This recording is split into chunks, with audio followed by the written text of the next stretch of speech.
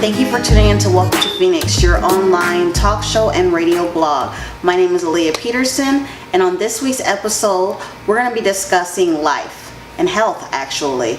I have some special guests here today, Miss Teresa Dees. My guest, honey, my guest. Yeah, I didn't see you point at me. That's all right. That's all right. I'm just glad you're here. And look at that beautiful smile you have. Let's say thank you. Well, on this week's show, I wanted to do something a little bit different. September is National Childhood Cancer Awareness Month. Over 15,000 children per year are diagnosed with cancer. So, this young man here and his mother are going to share their story with me today. So, Teresa, tell me a little bit about your story and why actually I brought you on. How's that? Well, in February of 2016, Xavier was diagnosed with T-cell prebial leukemia. Wasn't much to go by. We basically learned from simple blood tests. Okay, and there's actually they say that there's some signs and symptoms to look for. Is there any signs and symptoms that you noticed that made you want to go out and get some testing done? Well, actually, if I look back on it, there were signs and symptoms that I ignored. So you have to be very, very cautious and pay attention to when your kids are talking to you, because he would come home from basketball practice and say, "Mom, my legs hurt, my knees hurt," and I would brush it off as growing pains. Mm-hmm. I never knew that was one of the number one signs of leukemia.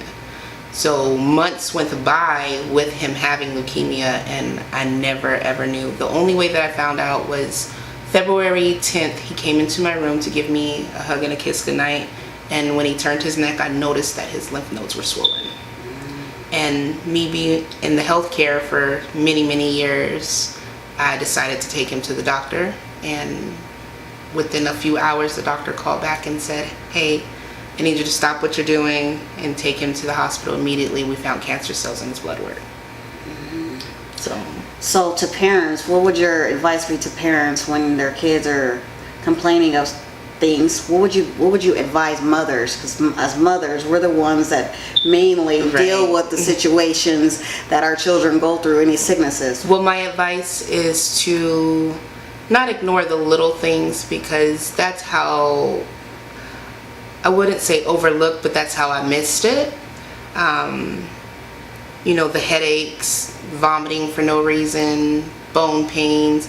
That bone pain was especially the number one thing that I ignored, because he's a boy, he's very active, plays basketball, so I just brushed it off. Also, the next thing would be to tell your kids when they notice something different on their body to let you know, because his lymph nodes were actually swollen for over a year, and he knew that it was swollen, and he knew that he was getting these lumps in his neck, but he never mentioned it to me because it didn't hurt him. So that's kind of why I never seen it, because he said they would come, they would go, they would come, they would go. And this last time, they just didn't go away. They were just so swollen. He had like 6 knots on his right side, 6 on his left, and that's what made me take him in.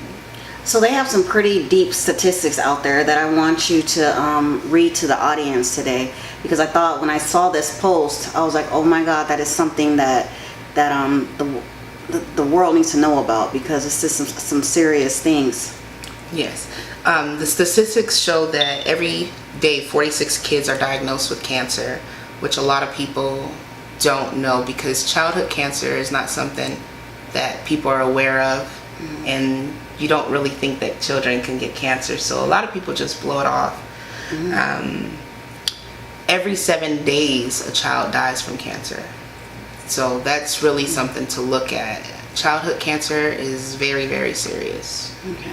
So as a part of one of my things as doing my show, being a native here in the Valley, I want to help my people. I want to bring awareness to the community. That is one of my missions. So with Phoenix Lifesaver Network, H3P Henderson Hughes, and D-Tillery Photography, we have decided to do a fundraiser for the family to raise money for medical and household expenses. We have a Facebook page that is set up that you can find under Henderson Hughes H3P, and it will be on Phoenix Lifesaver Network's page as well, and also on Detailery Photography's page. I'm gonna ask a couple of questions to our special guest, because everything that we're doing for him. I want to make sure that other kids don't deny or don't hide any symptoms that they have, and I want the world to understand and experience what he's going through. So, since being diagnosed, how's your life changed? A lot. A lot. Well, you know what? I think you're pretty unique, and I think you're pretty awesome. Those cheeks, I just want to pinch, you know. And but tell me, what would you tell another kid that has symptoms? I don't know, just tell people when you're not feeling well. Your mom says that you've overcome a lot. What stages are you in right now? I'm in maintenance. I only have to do chemo every 3 months. And you take at-home chemo now? I take at-home chemo. And I get to play more sports now. Well, way to go, because you know you're all phenomenal, right? You know I'm going to get you on the golf course, right? So, this is this week's edition of Welcome to Phoenix. Derisa Dees, you can find her on Facebook. We've opened up her Facebook to become public just up until now, till December 8th.